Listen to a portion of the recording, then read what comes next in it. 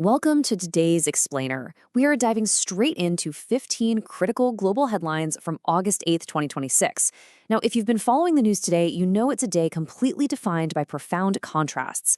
We're looking at a world caught right in the middle between sudden, violent fractures and these urgent, truly historic attempts at stability. Today, we'll explore exactly how geopolitical strategies, human tragedies, and massive natural disasters are all weaving together, really testing the absolute limits of our global system.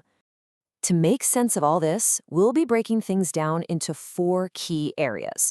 First, the Middle East, escalation and peace. Second, the Russo-Ukrainian war. Third, global governance and unrest. And finally, disasters and environmental crises. All right, let's jump right into part one, the Middle East, escalation and peace. Right now, the region is caught in this intense geopolitical tug-of-war.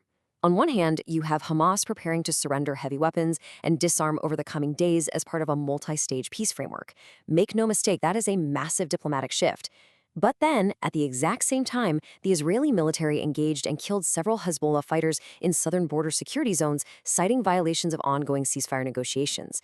It's a really stark reminder that even as historic disarmament agreements are being drawn up in one area, active fatal engagements are still very much a reality across the border in Lebanon.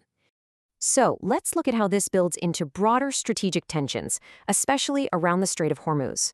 We all know this is one of the absolute most critical arteries for global trade. Well, Iran's Supreme National Security Council just laid out 3 explicit conditions to reopen the waterway: lifting U.S. economic sanctions, ending the naval blockade, and halting military operations. These aren't just minor requests. These are steep, foundational demands that literally tie global energy markets directly to regional diplomacy. And if you're wondering why this matters so much to global security, it's because this diplomatic posturing is happening alongside active, kinetic threats in those exact same waters.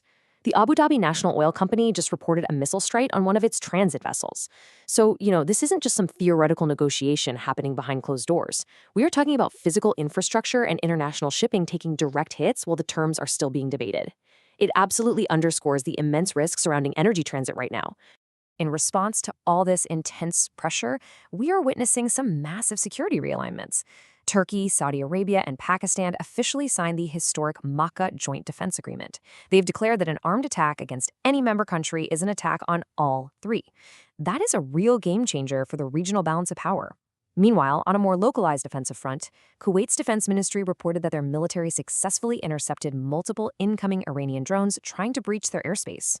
Basically, the region is arming, allying, and defending itself all at once. Moving on to our second focus for today, the Russo-Ukrainian war.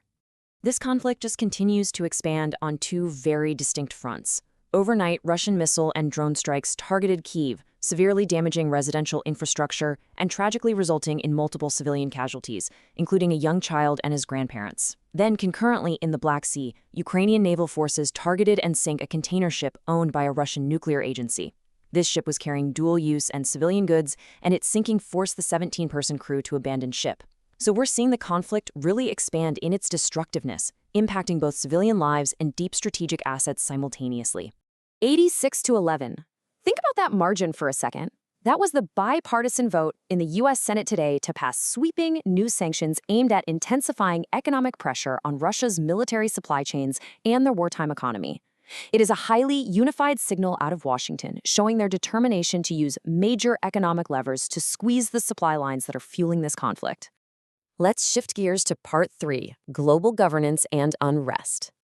Down in Latin America, the very foundations of Colombian politics saw a massive disruption today. Incoming President Abelardo de la Espriella broke over a century of precedent. Instead of taking the oath in the capital of Bogotá, he held his official swearing-in ceremony in Cali. And honestly, this isn't just a change of scenery. It reflects a deep, ongoing constitutional dispute within the country. It really highlights how intense political polarization is actively fracturing long-standing democratic traditions. Zooming out, we are seeing a troubling global pattern of sudden disruptions targeting everyday infrastructure. In Moscow, a woman detonated an explosive device outside a crowded coffee house after being stopped at the door, leaving 3 people dead and 21 injured. Then, looking back towards Colombia, right along the Venezuelan border in Cúcuta, a truck bomb detonated beside a police station, injuring 11 police officers and 3 civilians.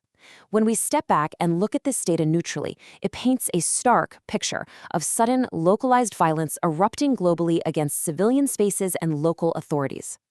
Finally, let's look at our last section, disasters and environmental crises. 1 million. That is how many barrels of oil have leaked onto the shores of Al-Qiblia Island off the coast of Oman. A staggering ecological crisis is unfolding right now because the Caroline Bazenji, a sanctioned Russian Shadow Fleet tanker, sank following an internal explosion.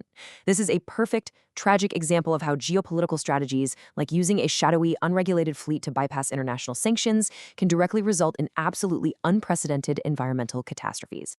We are also looking at overlapping, cascading, systemic strain across the globe. It's like a giant puzzle of infrastructure challenges. First, Typhoon Dolphin just slammed into Japan's Ryukyu Islands and Okinawa, which forced major ports and ferry routes in eastern China to completely shut down ahead of the storm. Second, you have massive wildfires in the western U.S., prompting mass evacuations in places like Spokane, Washington. And tragically, 2 crew members lost their lives in a helicopter crash while fighting a fire in Utah. On top of all that, Cuba is reporting a severe disruption to its national electricity grid, leaving several western provinces completely in the dark due to transmission failures. It's a really stark look at just how fragile our modern infrastructure is when faced with extreme natural pressures. As we wrap up today's explainer, I want to leave you with a critical question to consider. We've seen historic defense pacts and attempts at disarmament, standing shoulder to shoulder with devastating bombings, massive oil spills, and collapsing power grids. So, which of today's deeply contrasting events will have the most enduring impact on our global system? Will it be the frameworks for peace or the fractures of systemic failure? Thank you so much for joining me to unpack these complex sources today. And as always, keep questioning what you see in the headlines.